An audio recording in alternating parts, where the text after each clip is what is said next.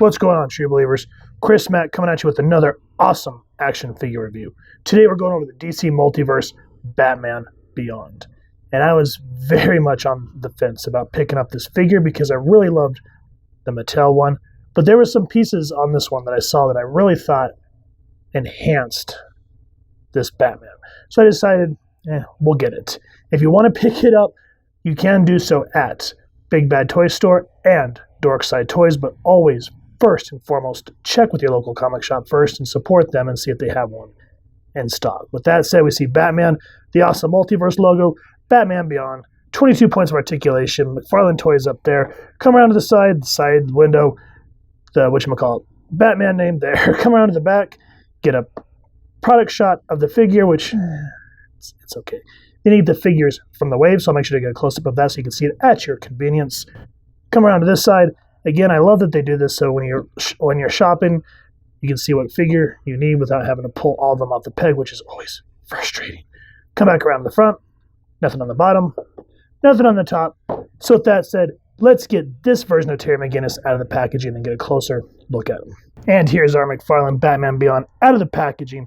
And as you can see, you get those wingspans popped out. You get those blast effects on there. And this turned out to be a very flipping beautiful figure. Again, I was on the fence.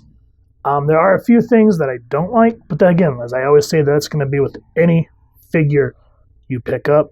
But overall, from what I've seen thus far on this one, absolutely stunning, and I can't wait to just take him down off this flight stand, even though he looks fancy like this, and get a closer look at him. Since we already went over the Mattel Batman Beyond, we did his backstory on that review, so if you want to check that out, I'll leave a card so you guys can click that after you've watched this review. So let's just jump right into the accessories.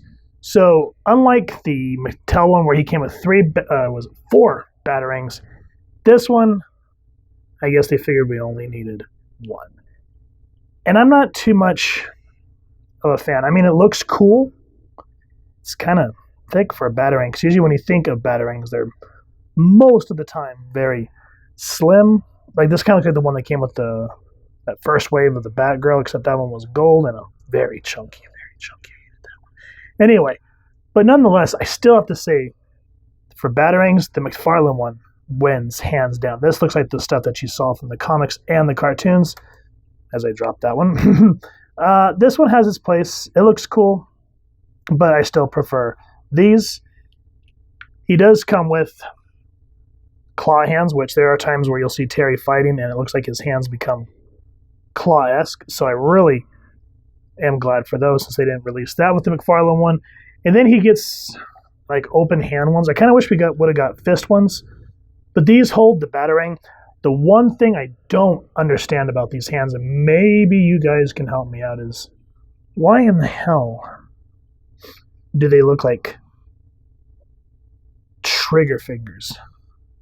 It's like Batman hasn't used a gun since, what was it, the 30s? Yeah, somewhere in the 30s. So I don't understand the concept other than maybe that's supposed to be the way he tilts his hand back to throw the batarang. But for both hands to be like that, I kind of wish we could have got a set of punching hands too, but c'est la vie. The next thing that he does come with that I think are like the bee's knees are these blast effects. These are a welcome addition, and I don't know why Mattel didn't think of doing something like this. Speaking of which, remember in that review I said you could probably plug like some Iron Man ones into the Mattel feet. These, even though they may seem a little big, do port into that Batman Beyond's foot. But I mean, just look at how cool that looks. And with the McFarlane one that we are currently going over, his feet does look like it has, a peg and then like a blast port. So you take the peg it in, and then kind of put that fire over the blast port. Oh yeah, that looks damn sexy. So the fire effects definitely win it on there. Now the one other accessory, he has three more. The one that I do want to go over is the cape. Now, unlike the Mattel Batman, where his cape can come off, and even though that cape is garbage, these do not come off. Unless if you guys know any way of taking these bad boys off, let me know. But as far as I know, thus far, he is committed to having those on his back. So it's just kind of like... So that's probably the only thing about those accessories that I don't like. He does come with your typical stand. So the clear part peg, we've seen these 1,000 times before. There's the part where you connect the figure. So I'm at least, again, another accessory. And then, of course, the trading card. Now, I do wish, in terms of the trading card, that this would have been a comic book cover instead of just an action figure photography piece. Because, when you get a trading card, you want some awesome art. This one's okay at best. But it is what it is. There's a read-up, so I'll throw it up here so you can read that and pause it at your convenience. So those are all the accessories that our Batman Beyond comes with. Now for the figure, the paint apps, I think are really good. I like the line work on the face. It looks very armor-esque. Again, where the ears would go. Bat ears look good. The white eye is perfect. Love that you see where the nose is, the mouth is. There's supposed to be a variant. I guess this is the Walmart one, and there's supposed to be a Target one. And the Target one, there's no mouth, and I don't want that. I don't like that idea. The bat looks gorgeous. Except when we saw in the show, whenever Terry would lift his arms like this, like in the opening sequence, the bat logo would come up into his bicep area. So I kind of wish that they would figure something out like that. So I'm sure in terms of the articulation, they had to sacrifice something. The arm gauntlets look great. And if you're noticing, why does he have two here and then this weird thing here? What's cool? See these here? You take that,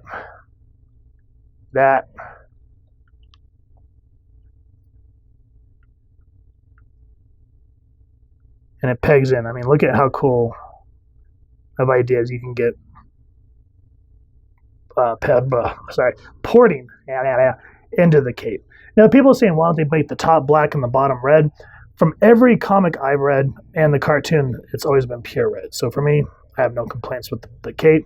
That very just plain red looks gorgeous. The belt, I'm on the fence about it. I don't like the way it veers down like this. I'm more of a fan of the Beyond cartoon belt, as you can see on the Mattel one. So I like this one. So I wish they would have taken this design, put it here. I just feel like this, to me, is just too much red. That's just a pet peeve, so that's something I can let go. I like how the plating of the armor looks like abs, so it looks like musculature, but you can still tell that this is a suit.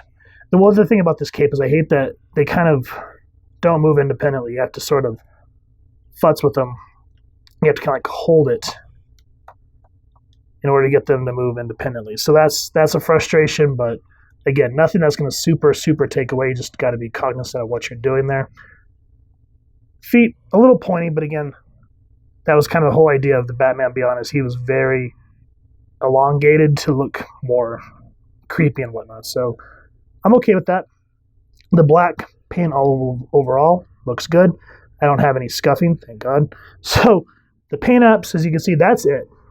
And the details, the gauntlet, I like that. Just looks good. The only thing that probably takes away from the aesthetic is the obvious nasty-ass ball joint. They really need to take a lesson from Hasbro. But if you just kind of ignore that and look at everything else that this figure has to offer,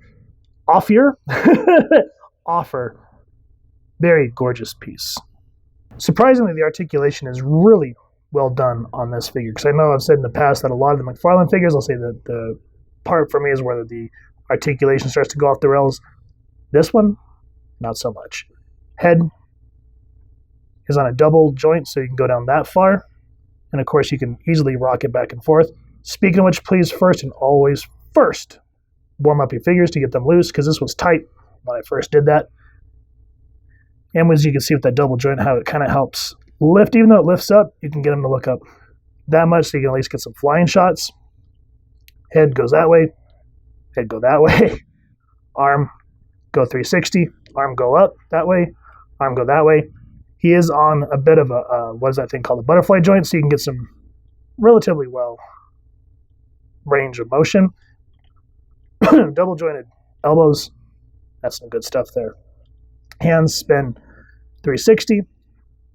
Upper bicep swivel.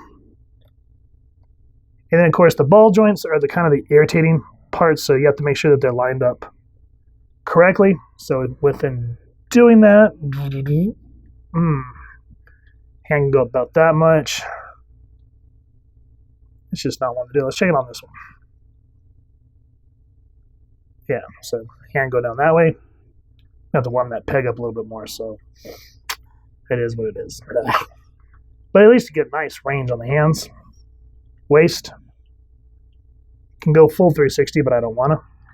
Now, what I like about these newer figures is I whack the camera. He can bend here and here. So you can get him to go down relatively good. And then further back because of both joints. Here, that's good. And then it always makes great work to be able to have that. Just that range of motion like that is delicious. Legs go up that much. Leg can go up that much that way with the cape out of the way. And thankfully he's not hindered by the butt. So he can go back that way. And out that much. Double jointed knees. So again, I mean, there's unlimited possibilities what you can do in terms of posing and photography. You just have to be creative about it. That's some great stuff for me. Foot go up very far. Foot go down very far. And then, of course, he has the toe flappy. So, hello, I'm a toe flappy. I know. I haven't had enough coffee, so I'm being kind of stupid right now. Forgive me. So, as you can see, the articulation, you have such a great range and options for this Batman. So, I don't see you having any type of bad time posing. And here's our newer Batman Beyond with some able Batman. Here's the Earth -1, Devastator, the Earth -22, Robin, Groblin, whatever you want to call him, and the Earth -11, the Drowned. And since these are all from McFarlane, you can see how gorgeous these characters line up. Granted, they're all from different story arcs, but that doesn't matter. The best part about action figures is you can take from any line and just be creative. And they just kind of show how far we've come. Here's all of them, they're 7, 7.5, compared to the one that we went over with the last Batman Beyond. This is a 6-inch Marvel Legends, Sauron Build-A-Figure Wave Deadpool. And you can kind of see how they all tower over Wade. Minus Robin, but he's supposed to be the smaller, more creepy goblin version. So when you put all these on a shelf, they're all going to look gorgeous together. He'll look good with all the X-Men and Marvel Legend lines. And then, of course, all the Batmen are going to look absolutely superb together. So let me know what you guys think of all these gorgeous figures down in the comments below. Overall, this is an absolute beautiful Batman. There's a lot I really do love about this figure. Probably the two things right off the bat that chap my hide is A, the little holes in the cape, which I understand it's a cool concept that you can attach his arms and get some really neat poses like from the show, but I wish that they give you like something to fill it in when you're not using it, but a lot of collectors would lose those right off the bat and it would just kill the collectability. So I understand to a degree. The other thing, just like with the Mattel Batman, I wish you could take the wings off. I tried. I don't want to break this figure, but I cannot get them off. So I'm pretty sure that they're permanently on there. So that's kind of a fault. At least with the Mattel one, you were able to take it off. The belt on this one, it's okay. I prefer more the cartoon version. That's why I'm more inclined when I have to say, is this a better Batman than the Mattel version? Aesthetically, I like the Mattel one in that regard because it looks more like the cartoon. But in terms of what you can do with this figure, beats it hands down. I love that you get, different hands, which is always a welcome addition, even though they're trigger fingers. Doesn't make sense. And of course, I love the claw ones because there's times where Terry will go like that and he gets the claw version going on. So with that said, this is a figure you want in your collection. I know there's a variant. I think it's supposed to be a Target variant where you can't see the expressions on the face. I've seen pictures of it. Don't like it. I'm glad that I got this one where you can actually see the facial features in the mask. That just really helps enhance to this piece. So guys, if you've enjoyed this figure, please first and foremost support your local comic shop and see if they have it in stock. If not, you can check out the places that we mentioned at the beginning of the review. And speaking of, if you've enjoyed this review, we really would appreciate if you take a moment to like, share, and subscribe. Helps the club channel more than you could possibly know. And if you wouldn't mind hitting that fancy little bat bell next to subscribe, that way when we continue to upload content, you guys will get notified. Come to the channel, and we love talking with y'all and hearing your feedback down in the comments below or our social media pages, which I'll make sure to leave the links down in the description. So with all that said, photo slideshow coming up next, and I hope y'all continue to have an absolutely amazing day reading, and happy hunting, true believers.